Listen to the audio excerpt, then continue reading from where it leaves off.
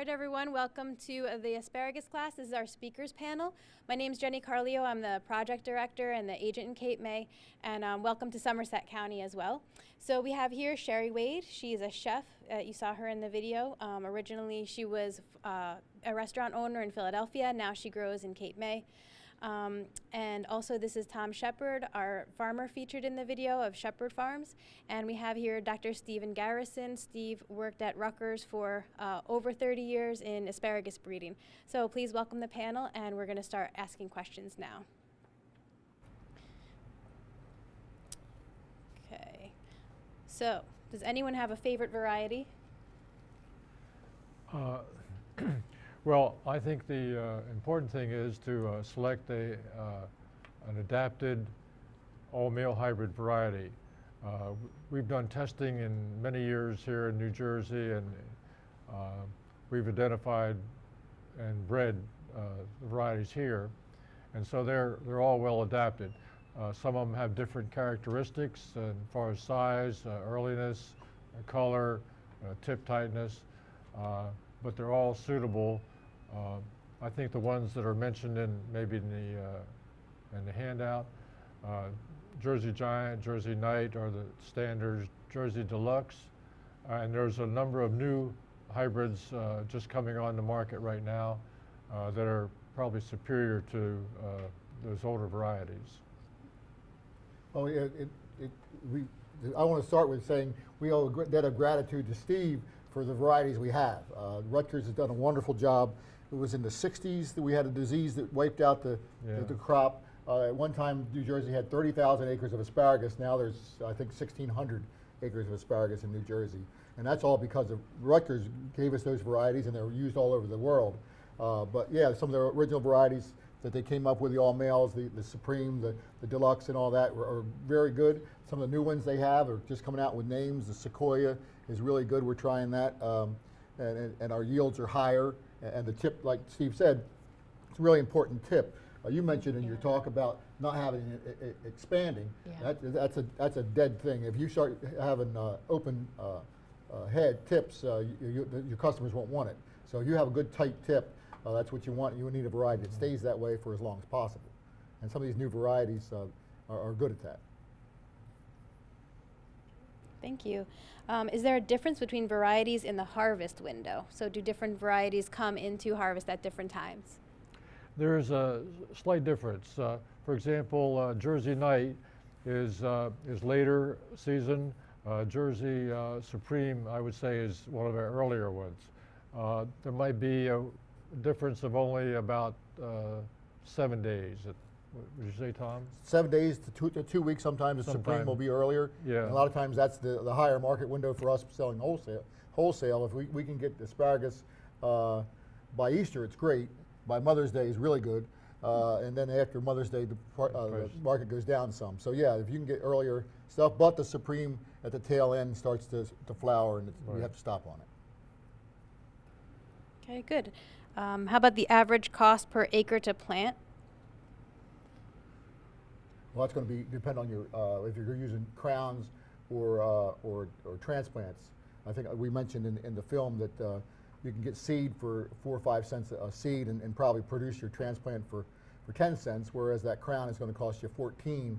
But you've got that crown has actually got at least a year more on development because it was seeded in the field to be your crown a year ahead of time. So you're going to gain that year. And with the transplants, we've had problems with the weed control the last few years. We did 10 years worth of transplants, and then we switched back to crowns because weed control is a problem. And if you have to send a crew out to weed, you can spend $200 or $300 an acre on weeding. So that would just blows out all your cost savings you had by transplanting instead of crowns. I think for new growers especially, crowns is the way to go. And we think the drip really helps a lot, extending your season and getting your better yields as well. So all these things add to the cost of it, and so it's tough to put a real value on or cost on planting it. I think some of the research we've done indicated that crowns are about half a year better than seedlings. Not a full year, but because they take a little longer to get established. In some cases, it's a little slower. Okay, we have a question about herbicide and weed control. Steve, would you like to talk about the production guide? Sure. We have a production guide that's available through Rutgers Cooperative Extension. And it's now, it used to be just in New Jersey, but the whole middle Atlantic area is using this guide. And just contact your county agent, or you can pick it up at the vegetable growers meeting in Atlantic City. Has all the recommendations for asparagus we've talking about the details, all the chemicals and seeding and times and depths and so forth. So it's a really valuable piece of information. And you talk about weed control. In the video, you might have noticed, and a grower would have noticed, there were some blocks with green in them, some perennial weeds that we can't kill during the season. So they kind of got out of control there. So we come, as soon as we get finished harvesting, we'll go with some really good strong weed killers to kill all that. But sometimes in an old field, it's tough to keep the perennials out. And can zoysia grass be planted to control weeds between the rows? I don't know. We've never tried living that. Mulch? Living mulch. I would say you certainly wouldn't want to start with it from the beginning of the planting. Too much competition? Too much competition early. That would be a research project. Get back to us how successful it was. How about how many workers per day are needed to harvest and pack 1 acre of product? We're harvesting over 300 acres, and we've got 140 men in the field doing that. Plus, I've got 100 people in the packing house. So there's 240 people harvesting, 340, 350 acres of asparagus. And those guys in the film, I want to stress that that's not sped up. That's how fast those people are moving. And the ladies in the packing house, they have a rhythm. They're moving, and they're getting paid real well for it.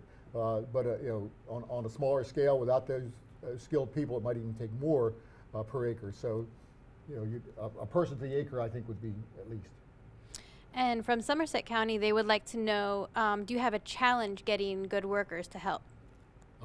Yes, we use H2A for a lot of our people, because then we can get people in, and we know we have them for the season. The INS is not going to come in and chase them off. But we've been fortunate up to now. We really hope our government does something with immigration. We've been asking that for a long time, and they really haven't come through for us. But it's not something that locals are going to do. They'll work in the packing house, but not in the field. Our packing house labor is probably 50% locals, but the other 50% is the wives and of the guys in the field. So yeah, it can be a challenge, but you need good people, and because it has to be harvested right, or you lose a lot of yield. How about the minimal acreage to make a profit? That all depends on what your outlet is. If you have a roadside stand, or you're doing a restaurant, small restaurants, if you have an acre and you harvest 150 a year over a 2-month period, that's a lot more than a restaurant will use. Even a big one, I would say, wouldn't they? Yeah. How much would a big restaurant use? A big one? Jeez. When we ran a smaller restaurant, and to go through a 22-pound case would probably be about a week and a half. Okay, so that so tells a you. big So with an restaurant, acre, you could supply that easily. Yeah. And what does 250 boxes per acre equate to money-wise? Like, so 4,000 pounds equals how much money? Well, over the last 3 or 4 years, we've averaged wholesale around $50 a box. So that's 28 pounds. We do 28. We equate everything to 28 pounds. That's the normal box. So you can just go do the math from there. Okay, thank you. How about, is there any automated equipment available for harvesting and cultivation? there's some work done in Europe. A lot of any new things comes from Europe because their cost of labor is so high that they can afford to do things differently before we can, because our labor is relatively cheap compared to them.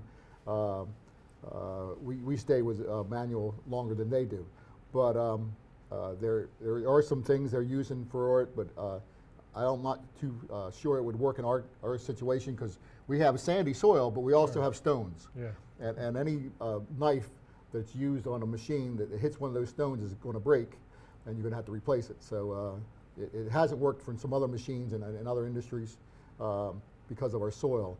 But again, as the cost of things goes up, maybe we're going to have to change our methods.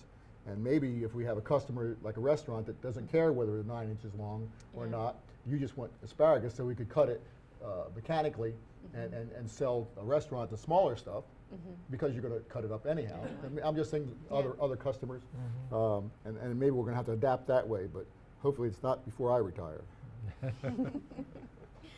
And we have a question from Somerset County about pricing. So we already talked about wholesale price, but Sherry, how much do restaurant owners usually want to pay for asparagus or offer to pay? Well, and that kind of falls into too, I feel like with the organic, when we've talked about, you can, if you're going to a restaurant, a lot of restaurants today are trying to focus more on organic, sustainable a lot of times, so you can get more money. But I came from Philadelphia, so the cost of things were a little bit higher than I think what you pay at a roadside stand down here. So there's that difference too. But if you're at a nice high-end restaurant, I mean, they spend $3 a bunch, $2.50 a bunch if you're buying from a small farm, you know. Yeah, the $50 is a little less than $2 a bunch wholesale. Yeah, so yes. yeah. Okay, thank you. How about, I know Steve mentioned this in the video, but we have this question from here, feasibility of growing organically. It's feasible. Some have done it, but some good growers have given up on it also because of the cost of weed control, especially, I think. Is that Tom? Is Yeah, well, my brother David used to be with us at Shepherd Farms, and he split off and is doing just organic now, and he started to try to do some when he's with us, and we just, when he left, we made it conventional. And he's just now going to start harvesting organic asparagus this year, but it's been a struggle with weeds. It's tough. Yeah. So you have, not only have the weeds during the season, but you've got the perennial weeds and the winter annuals from the fall through the winter. And so you've got to control those before you even start the cutting season, and then they grow during the cutting season, and you have to get in there with the mechanical equipment and till that, and it's never 100% with any kind of weed control. They do it in other areas, other parts of the world, so it can be done. It can be done. I think too sometimes it might be easier if you're smaller, Yeah. because it's easier to keep up on it randomly versus the larger you are, that labor that you'd have to spend the money on to keep up on it makes it difficult. And let me add that if you are going to go organic, it's really important to have a good site selection because you want good air drainage so to minimize foliage diseases, and of course the insects are always present, but good air drainage will help reduce the foliage diseases. Also from Somerset, what do you do with the little seedlings that start at the base of the crown? I don't know. So that's your next year's crop. I mean, you don't split the crop. You plant it originally and then just keep going. And like I said, when you first plant it, it's a single row, and every year it gets wider and wider and wider. And that's part of the problem with weed control is you've got a bed maybe 18 inches wide of all asparagus, and the weeds grow all amongst it. So that's part of the problem. I'm wondering if this question is related to the seedling weeds that come up in the asparagus. Oh, the weed. Yeah, okay. Seedlings, asparagus seedlings being weeds in the asparagus maybe. Well, some of those old varieties Yeah, that if they're kind not- of got a throwback. They had some seeded that could be a problem. But that's where you need a really good all male hybrid, Right. so you don't have that. Right. So at the end of the season, do you leave 2 inches of stem or do you cut it down to the base? Maybe Steve could answer that. We, at the end of this, well, at this time of year, from this time of year on to February, we probably cut it down right to the soil level. Yeah, at the end of the season, your last cutting, you go out and you do all the weed killing and all that and fertilizing. But now, like Steve said, we'll go out and start mowing. You just get it as close to the ground, as we can.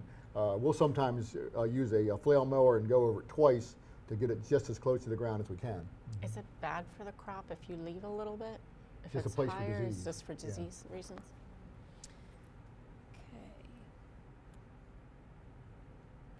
Okay. When do you know it is time to move your asparagus planting?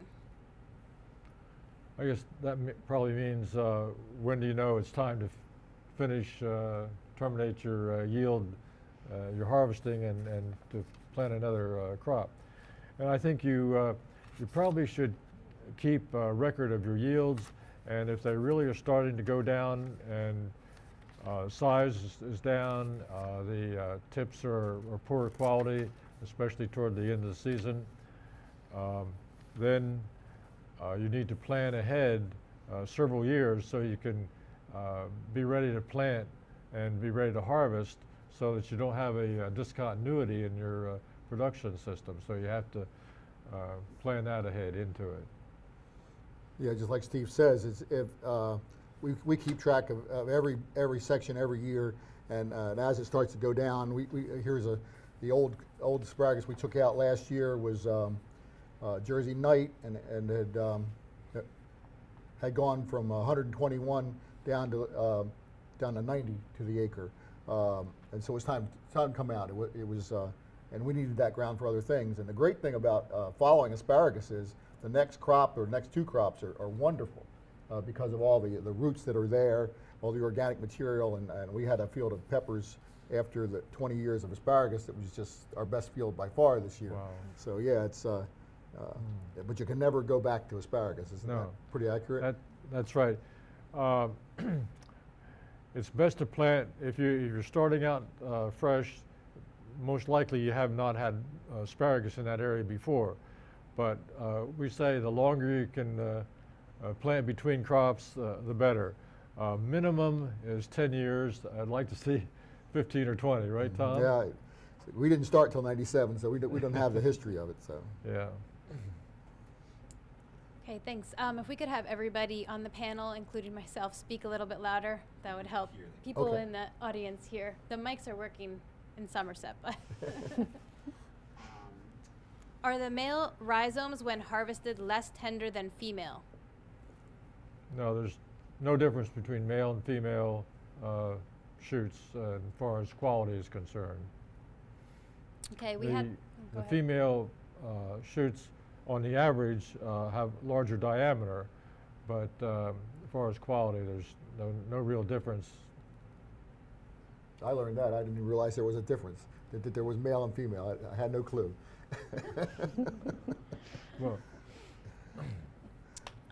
can you intercrop with asparagus and a low-growing crop after the asparagus are no longer being harvested?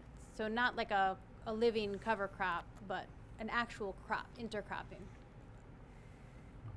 I think today with all the restrictions on different pesticides and what's labeled for one crop and another crop, I would not recommend it. Maybe all 3 of you can talk to this one. How intensive is the labor in harvesting?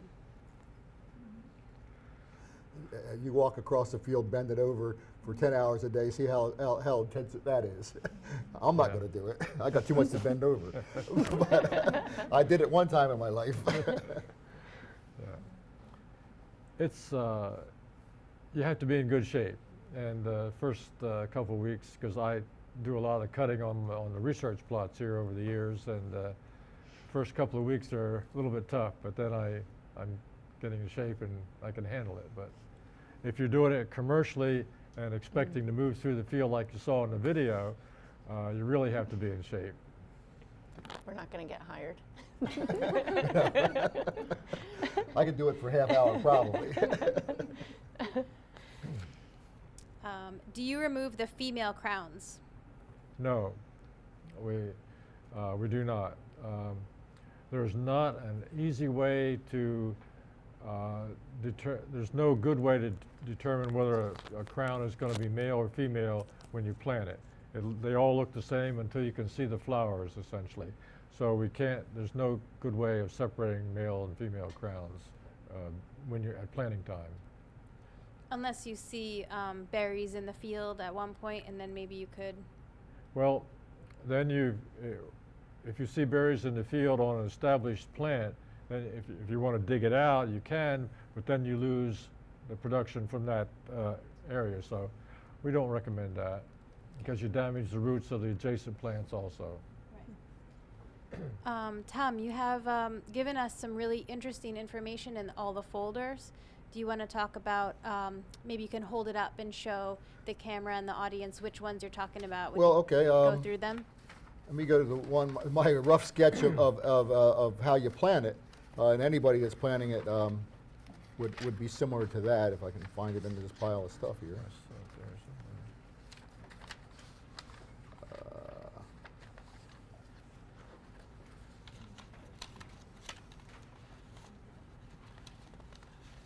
Yeah, just real rough sketch is when we start in the spring, we're going to start our crowns. We go down 6 inches and throw up a bed, and then put the drip underneath that, and then the crown in it. And as the season progresses, we start cultivating into the, covering up the crown. And that's another way of weed control is by throwing dirt to it as it comes up. By the end of the season, you want it to be perfectly flat, because if there's a hole there, and Steve can attest to this, that if water sits on top of it, the asparagus does not like that. It likes well-drained soil, so if you've got heavy soil, you just want to make sure water is going to roll off of it. So by the end of the year, you've got a flat bed that's probably 4 inches above the flat, but the crown itself is down in under the ground at least 6 inches. And then in the next year, you start throwing up the top of that bed, so you're at least 10 inches under the ground. So you're making a nice flat surface on top. Now, not everybody does it this way. Some people have rounded beds. We have a flat bed because we want a nice flat area for all those shoots to come up. And that's what we've done. And the drip for us has really worked well. I talked about that affecting the yields really positively. There's been some questions about the varieties, and I put one in there that talks about the different varieties we've grown over the years and what the yields in the last 4 or 5 years are on them. And you'll see some of the ones that Steve talked about were the original Knight and Giant and Supreme, or some of the original Rutgers varieties, right?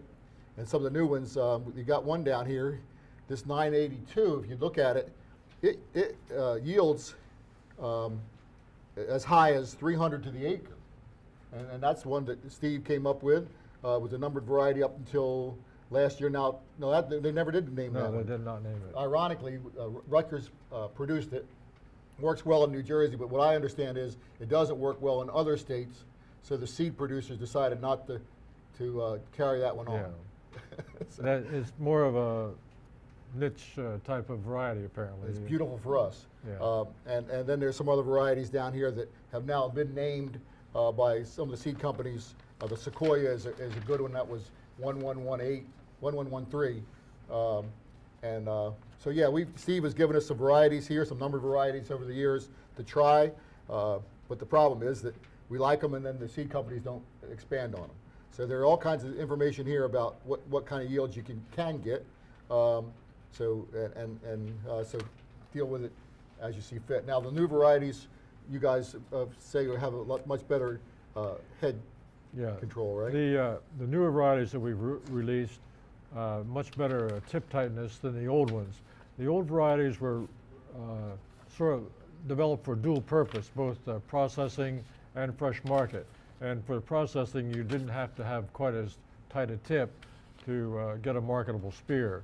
But now we're moved on into entirely fresh market, so we need a good tight tip, and these newer varieties do that. Now, so there was a question about different varieties and different earliness, and I included a chart of this year, every 2 weeks, what a variety was harvested. And you'll see some varieties, Supreme especially, is early, not so much late that you have to stop on it because it loses its quality, but it's a variety that will give you early if that's what you're looking for. And historically, that's when the best market prices are. When we do ads for our chain stores, we will give them a higher price before Mother's Day, say $54, and $50 after, because the market will come down. We want to keep them in the business. So there's all kinds of ways of determining what your market is. Today I looked online to the Department of Agriculture, and I saw that asparagus, we're the 4th biggest producer of asparagus in the country. 5.6 million pounds for New Jersey, valued $9.6 million on 1,400 acres of asparagus. So I thought that was a pretty interesting statistic. Not a very big state, but we're pretty good with asparagus. Are there any ethnic varieties of asparagus to consider growing similar to our discussions with peppers or basil, and any special packaging at roadside stands? Well, I'll comment on the varieties. There are no really ethnic varieties. There are the types that were you mentioned about before. The different colors, the different like colors. The purple, white. The purple was more a traditional European, especially Italian variety, and we've introduced it here, and we have several hybrids that are not commercially available, but we've developed them, and they have quite different characteristics. The spears are larger, they're more tender, they're sweeter, and so you could consider that a type. And then of course the white is really just green asparagus that's grown underground, and so it doesn't develop chlorophyll, and therefore it has a white color. So that's mainly a European. German, isn't it? German, big time in Germany. Yeah. It's a really entirely different vegetable than green asparagus. It doesn't taste like asparagus at all when and you the eat purple, it. like you're saying, the sweetness, I feel like that you can almost eat raw. Yeah, it's you don't even really it's need like to good cook for it. dipping, the purple, and it's really good. Yeah. Now I heard a story that out here at the research farm that when you first had some purple, nobody would eat it, and after a while, whenever you got done harvesting, they all took it home. Yeah. Everybody wanted that. As we were developing these varieties and testing them, we graded them and then made them, some of them available to the workers. And at first that was different, didn't turn up their nose, but then a few started to try it, and then as Tom said, now it's the first thing to go usually, and so it's a better quality product. If really. it's more tender, does it hold up through the process? I mean, marketing and. It's got enough rigidity, so it does. It is larger. It's average spear size is larger, but it's not not tough. Fibrous. I feel like sometimes the larger green asparagus will get a little more fibrous. Okay. And I feel like the purple will still stay more tender. Like with the white asparagus that never gets the chlorophyll, like that usually the outside you have to peel all the time, or it's like really stringy. Yeah, it's been a little bit of a misconception over the years that some people think that a larger spear is older and therefore more tough and so forth. Spear size is not related to age. Spear diameter is related to the diameter of the bud that comes up from the crown. And so there's a misconception. A lot of uninformed sort of chefs have said, well, I've read where it says the bigger spears are older, and it's not true at all. The diameter is determined by the bud size and the crown.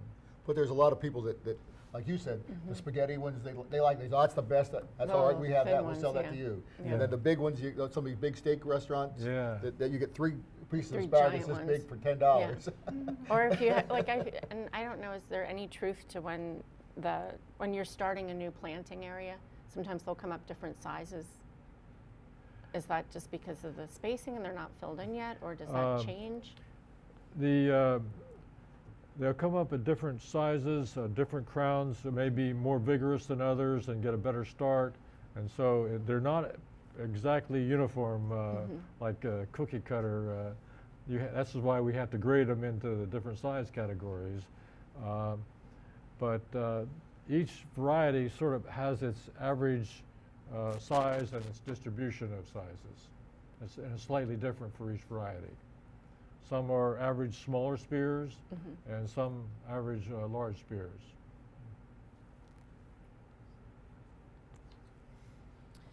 Do you burn plants after they die off and then cut what's left? Burn plants? Back 40 years ago, open burning was allowed, but New Jersey does not allow open burning, so you can't burn the brush off at the end of the season anymore. You have to, after it dries and it's completely senescent, you can mow it off at the ground level as we discussed. You can get a special permit though to burn the brush. Yeah, they.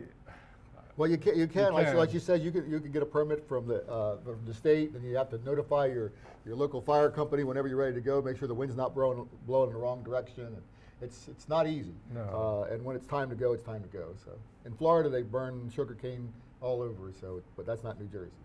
We're a little tougher up here. Okay, so that's all the time we have for the speakers panel. We'd like to thank you guys for coming out tonight and sharing all your wealth of knowledge with us. So please give them a round of applause. Thank you.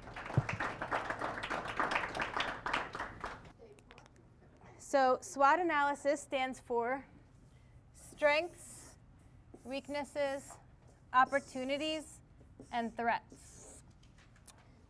What do strengths and weaknesses have in common with each other? Okay, they are internal to your business. So these are things that are under your control or are about you. Let's see. How about opportunities and threats? What do those two things have in common? They're external to your business. So these are things you absolutely cannot control, and they are outside of your business. What do strengths and opportunities have in common with each other? Ooh, good. Positives, right? How about weaknesses and threats? They're negatives, right? So you can see, if you analyze any subject or any topic or any idea using this, you really get a good picture of what maybe you want to do with what you can do with what's practical. And the idea is to do this analysis so you can make what you want to do a practical and real thing that you can actually accomplish. So if you did your homework, let's talk about strengths first. What are some strengths that you might have in your business for growing asparagus?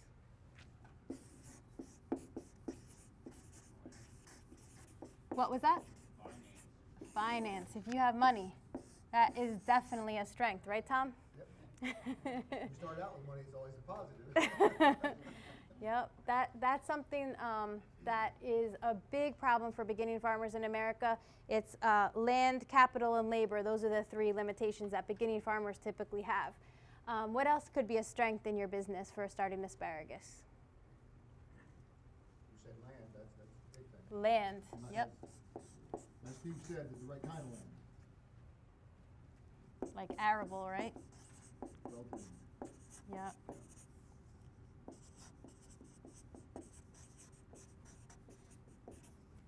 Anything else we can think of? Equipment. And what, Tracy? Customers, okay.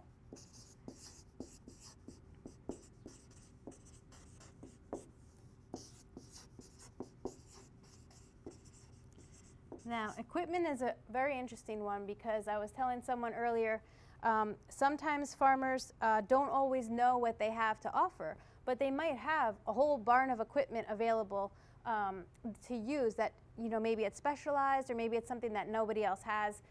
in the region, so it wouldn't be easy to buy.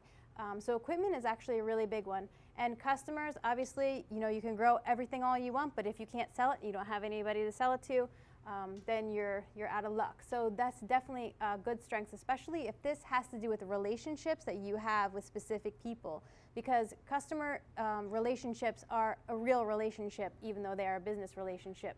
And hopefully in all of our videos, we talk about cultivating that relationship with the customers. How about weaknesses? You don't have to talk about your own business, but can you give me some examples of weaknesses for growing asparagus?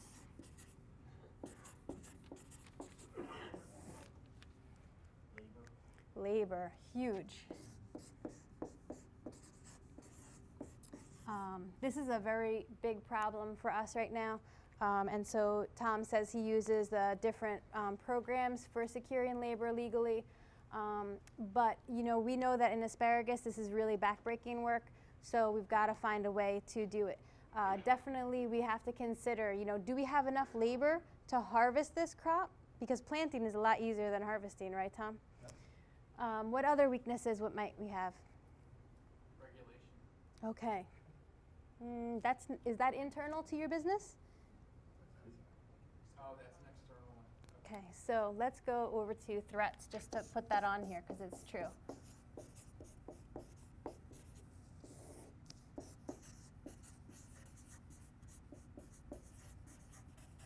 Okay, so back to weaknesses. Internal to your business, weaknesses that might be here. Have any of you ever grown asparagus before? No. No? Knowledge of the crop?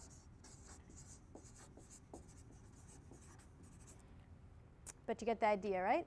To examine the things that maybe you don't have that you might need to work on. How about opportunities, things that are outside your business that you could capitalize on?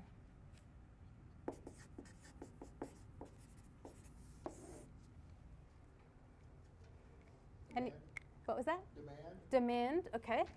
So demand of a product that you have access to, okay. Anyone have any relationships with someone that might be setting up a restaurant in their town, or do you have a roadside market already in existence on your farm? I fix computers for a lot of restaurants.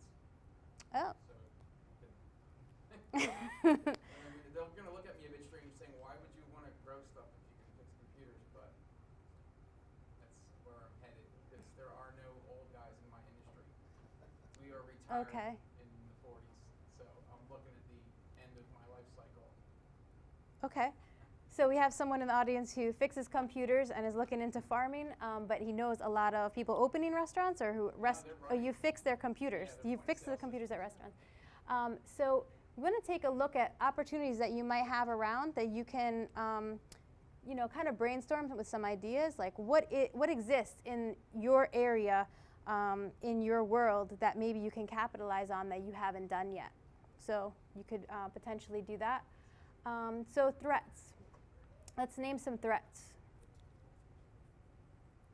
Huge one that we missed so far. Diseases. Right. Diseases. Pests, right? Totally out of our control. There's one we're missing. Okay, so climate change. And Tom knows all about that because he's right on the bay. I heard another one. Food safety. Yep. So that's in regulations, but that's worthy of its own mention. Okay, so after you've identified all these kinds of things for your business, and this worksheet, you guys have this worksheet, right? You can go through this and do it for yourself. What you need to do is you need to put it all together. You need to figure out how to capitalize on your strengths. So each farm has its own set of strengths and opportunities that are available to it, that are special to you, that are unique to you. So you want to capitalize on them, you want to build on them. Weaknesses, you can do something about the weaknesses. You can, if you don't have knowledge, you can take a class. You're taking a class right now. You can buy the vegetable guide and read it. Labor, you know, you can work on these kinds of things.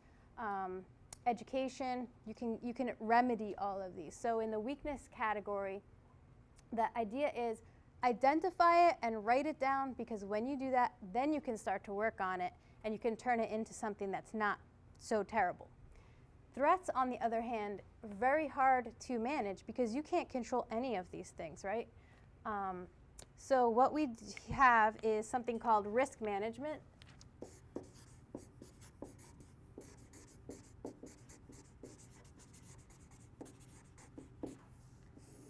Can anyone name for me the 5 areas of risk?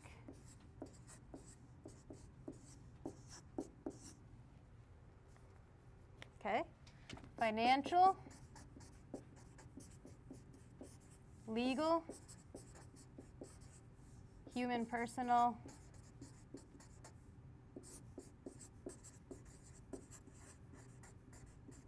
market,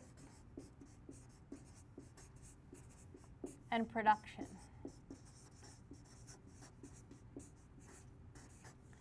So for these, any kind of risks that you have, even in agriculture, is going to fit under one of these categories. So there's different programs or different things that you can do to take action, minimizing the risks that are in here, right? There's 4 different ways we can minimize risk or manage risk. Does anyone know what those are?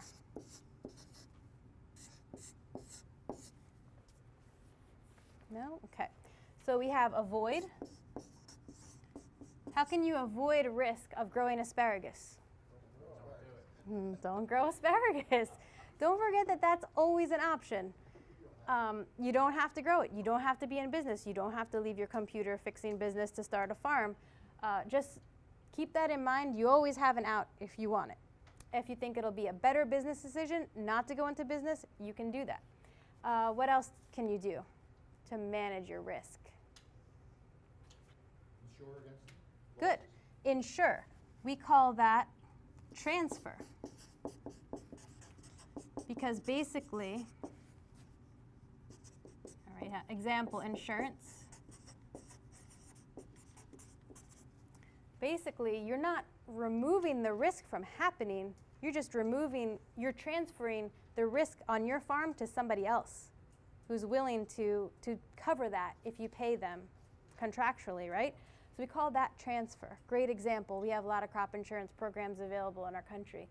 Another way you can transfer risk is by buying seedlings. Because instead of planting the seeds, say we're not growing hybrids, right? So say you're planting the seeds, you're incurring all of that risk for germination rate, storms, things like that for that very vulnerable period of time that the plant is growing. You can transfer that risk to somebody else, let them grow the product for you.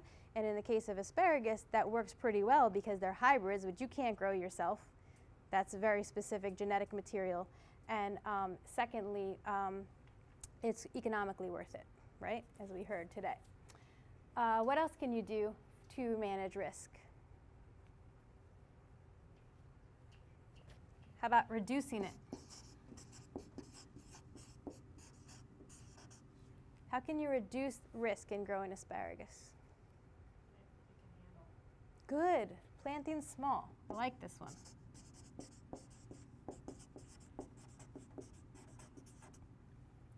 To be honest with you guys, I don't recommend anyone plant more than 1/8 of an acre of asparagus for their first planting.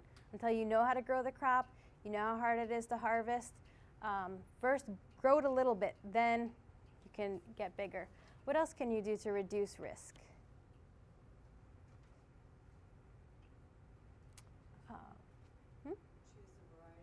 Good.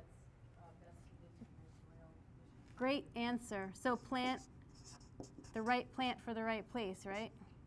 Plant improved varieties. What's the 4th thing you can do? You can accept the risk. So an example of this would be that you realize that, say you have a problem or a loss of some kind, that your business can withstand that loss. So you don't need to insure. You're going to take the risk. You don't need to transfer it. You don't need to avoid it. You're willing to accept that risk, and you're willing to grow that crop anyway. So that's another option that you have. Where would diversified come into the whole scheme of things, where you're not going to be just an asparagus grower, you're going to have 20 different crops? So where would diversification come in? That is under reducing, because you're not putting all your eggs in one basket, right? So you're just reducing. That's a good one too.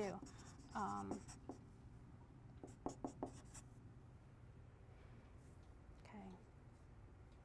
Does anyone have any questions about SWOT analysis? You have any questions from Somerset? I forgot to take input from them during the process. Okay. Let's just wait for them for 1 minute to find out if they have any questions.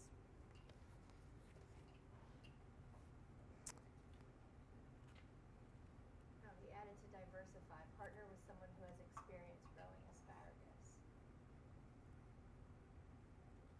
That's reduce. That's a good one. So, oh, what did you say? It was reduce? Partnering with someone who has experience growing asparagus. And I like that answer, because not only does it have to do a little bit with the threats, but it also has to do with the weakness. So when you're working on the SWOT, don't be afraid to face the realities of your situation. It's very important that you at least go through them and recognize them for what they are, because then you can really start to take action on them, whether positive or redirecting something. And partnering with someone is a great idea, especially if you're a beginner. Oh, go ahead. Okay. Why would someone do that? Partner with someone else? No, it's in my benefit to go with someone who doesn't, they already knows how to do it, but why would they give me their time? Okay. You get a retiring farmer, loves it. Tell you Yeah. his opinions. Yeah. Doesn't have anybody coming up behind him. Anybody as his family, they eat that up. It's so true. Yeah, retiring farmer. So the question was, why would someone want to partner with me if they already know how to do it? And Tom Shepard said, if you have a retiring farmer who doesn't have anyone following him or her, right, Tom? then they'd love to mentor someone. And I actually find that a lot, because there is a little bit of a break between the generations, and a lot of new farmers don't have land, and they don't have experience, and there are a lot of existing farmers right now that would love to mentor someone. Just because they have kids doesn't mean they want to take over the farm after them. So great. Any other, oh sure, a question here. Are there programs or consortiums where you can figure out, is there a demand for asparagus, and for growing it here, if you were given to that crop to increase the acreage? So the question is, how do you know whether there's demand or not? Okay. Did you guys want to, if you do want to answer that, you have to have the mic. Well, it all depends on the scale, if you Yeah, just 1 second so we can have the mic there. that would depend on your scale. If you're going to be real small scale and maybe find a roadside market that doesn't grow their own, that would want what you produce, and you would know how much they do, or as the lady said before, the restaurants. But I guess a restaurant doesn't use a whole lot of volume. It all depends on how much your scale is. There's a lot of roadside stands that come into South Jersey from North Jersey to buy product all through the spring before they have it in their own backyards. So that is an option. Oh, we have another question from the audience. So Tracy asked, do you package other people's asparagus? We don't do asparagus. We do other things. We do peppers and cukes and squash for other growers, because we have a dedicated line for that. Our asparagus lines are just for our own, because we do so much that if we do anybody else's, we have to. It's not an easy thing to do. We sort of reverted back to the panel, which is fine, but we turned the camera around. Any other questions from here? No? How about Somerset? Nope. All right, well, now basically done with the class. Going to talk about evaluations. Could I interject? Sure, Tom. The whole SWOT analysis is not just for asparagus, it's for personal as well. And I have a son that's just getting his MBA, and he introduced me to that, saying that you can do that. for your own personal strengths and weaknesses and opportunities, and on a production level or in your own life. So it's worth looking at. So sometimes you think about it long enough, you come up with some challenges you have on your own. Yeah, someone actually Jeff recommended that I do that the other day. All right, so thank you everybody for coming. Jen's going to talk about the evaluation procedure.